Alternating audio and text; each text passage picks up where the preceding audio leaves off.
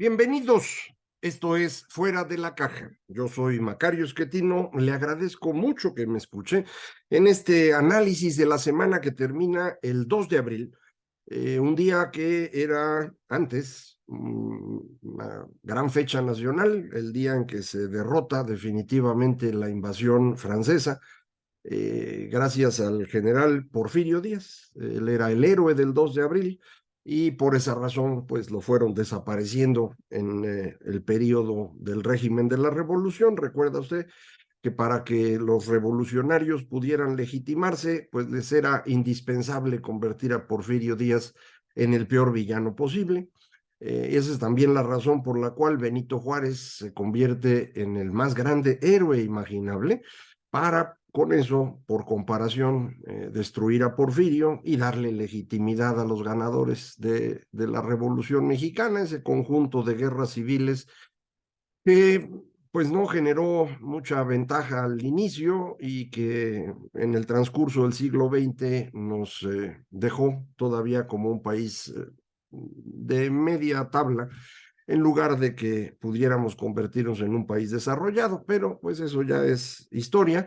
Y no tanto porque pues ahora, después de haber intentado salir de esa maldición que fue la Revolución Mexicana, y haber tratado de construir un país moderno en el tercer intento de reformas modernizadoras de este país, pues vino de regreso el régimen de la revolución, ahora pues con las peores personas imaginables.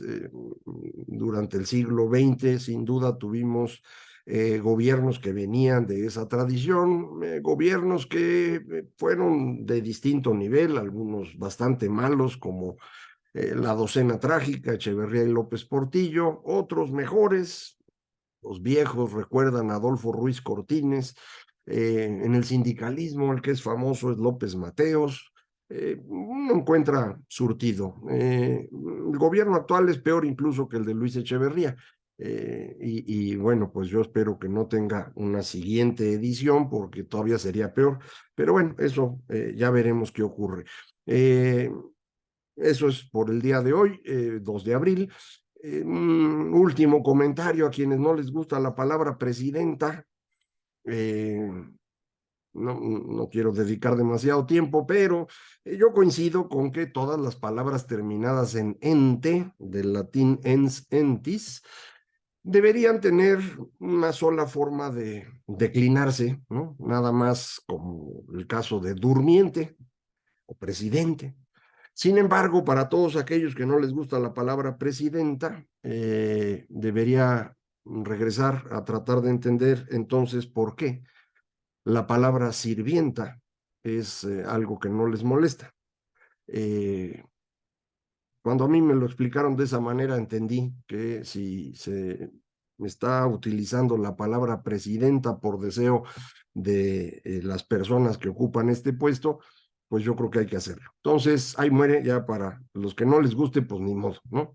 Esta semana tiene dos eventos relevantes. El más importante, sin duda, es la tragedia ocurrida en Ciudad Juárez, en donde mueren 39 personas, 39 migrantes que estaban detenidos, a mí me parece que de forma ilegal. No entiendo la razón por la cual se deba detener a estas personas. Eh, como saben, México acordó con Estados Unidos recibir como tercer país seguro, aunque no lo dicen de esa forma, a personas que llegan a Estados Unidos. Estados Unidos los tiene que sacar de su país en lo que evalúan si pueden o no quedarse, y nos iban a mandar 30,000 personas. Pues en eso estamos, y no hay como darle cobijo a todas estas personas. En lugar de crear albergues, el gobierno lo que hizo fue este tipo de cárceles como la que seguramente usted vio en el video, en donde se evidencia pues que las personas estaban bajo llave, atrás de unas rejas, y cuando inicia el incendio, que parece ser lo inician ellos mismos después de muchos reclamos porque no había agua y porque estaban en condiciones higiénicas deplorables y nadie les hacía caso, pues intentan hacer algo de escándalo para que les hagan, para que los atiendan, y esto provoca este incendio mayor en donde mueren las 39 personas. Hay culpables directos, se ven en el video las personas que pudieron haber abierto las rejas y no lo hicieron, ni intentaron hacer nada, salieron corriendo y dejaron a los migrantes a su suerte. Pero hay responsables. Los responsables son quienes contrataron a esos cuidadores, los que decidieron que estos albergues sean realmente cárceles, los que no están atendiendo estas necesidades elementales de las personas, como lo es agua en condiciones de un calor bastante considerable, como usted sabe. Esto corresponde sin duda al Instituto Nacional de Migración, un cuerpo que tiene tradición de corrupción. Esto debe ser claro, no es nada más de este año, esto lleva históricamente una tradición de corrupción este cuerpo, pero ahora está peor. En parte se ha militarizado y no se resolvieron los problemas de corrupción. Va a ser bastante serio el tema de corrupción y el ejército, en donde están llegando, está habiendo rumores fuertes de corrupción, sea la COFEPRIS, sean los aeropuertos, sean las aduanas. Yo escucho cada vez más reclamos de personas que dicen pues que los militares llegaron a robar más que lo que robaban antes, que no era poco. Yo no tengo evidencias, así que no hago una denuncia formal, pero sí creo que vale la pena que empecemos a estudiar este tema más a profundidad, a ver qué encontramos, y que el ejército empiece a medir qué tanto se quiere convertir en parte de este fenómeno de corrupción, que sin duda beneficia a los mandos superiores, pero que va a acabar destruyendo a ese cuerpo militar. Allá ellos que lo vayan pensando, pero yo insistiría, nosotros tenemos que empezar a averiguar con más detalle. Entonces, el Instituto Nacional de Migración se deterioró en este sexenio, pero ya era un problema desde antes. Quien dirige esto, el señor Garduño, fue una persona muy cercana a López Obrador desde el principio, trabajaba cercano al PRD, fue secretario, bueno, jefe, perdón, director de gobierno en la Ciudad de México, fue jefe delegacional, ahora está a cargo de esto. Hay también señalamientos de corrupción alrededor de él que tienen que ver precisamente con la contratación de esta empresa de seguridad y otros servicios que aparentemente estarían coordinados por el señor que es cónsul de Nicaragua en México. Vamos a ver eso también que se vaya investigando. Pero otra vez es un tramado de corrupción brutal. Eh, este grupo de políticos es más corrupto que el PRI. Y yo sé que eso a mucha gente le suena extraño, pero es que es la parte del PRI que era más corrupta, que salió del PRI, que se mantuvo afuera y que ahora que regresó, pues está cosechando todo lo que les tocaba según ellos. Arriba del señor Garduño está Adán Augusto López, secretario de Gobernación, y él también es responsable de esto. Él es responsable de no atender el tema de migración que a él le corresponde, y llegó incluso al extremo en la semana de culpar a Marcelo Ebrard, que porque él tenía el tema de migración. Marcelo Ebrard fue a negociar el tema de migración con Trump. Usted recuerda cuando aquel nos amenazó con los aranceles y demás, pero eso no le da a la Secretaría de Relaciones Exteriores el trabajo de migración. En prácticamente todo el mundo esto está separado. Relaciones exteriores tiene que ver con visas, pasaportes, viajes al exterior, pero la inmigración la lleva el Departamento del Interior, o en este caso, Secretaría de Gobernación. Y eso le correspondía a Dan Augusto, pero pues como le hace su jefe, lo que dijo fue, yo no fui, fue otro. Y en esa pleito andan, y esto hace responsable sin duda de todo el fenómeno a López Obrador. Usted recuerda que este grupo, cuando era oposición, estuvo reclamando cuando se incendió la guardería ABC, que era un tema de Estado. Esto no es cierto en absoluto. La guardería ABC era un negocio privado, en donde había familiares, no muy cercanos, pero familiares de la esposa del entonces presidente Felipe Calderón, y también familiares del entonces gobernador de Sonora, Eduardo Burs. El incendio en la guardería empezó porque el local vecino, que era un archivo muerto del estado de Sonora, se incendió, probablemente para desaparecer pruebas de algo. Eso es lo que supimos en aquel momento. El fuego se extendió y el tipo de materiales que tenía la guardería hizo que esto se quemara muy, muy rápido. A partir de ese momento, el Seguro Social estableció criterios de cómo debía construirse una guardería.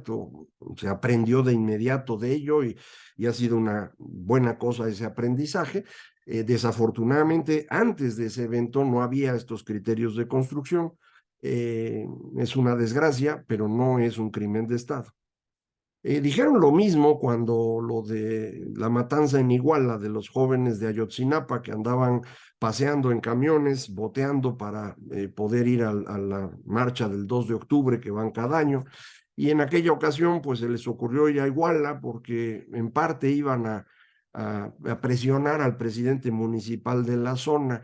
El presidente municipal de Iguala, miembro del PRD, era socio de un cártel, de un grupo criminal, y el que llevaba a los jóvenes de Ayotzinapa era de otro. El resultado fue una masacre provocada por los policías municipales de Iguala y de ahí cerca de Huitzuco.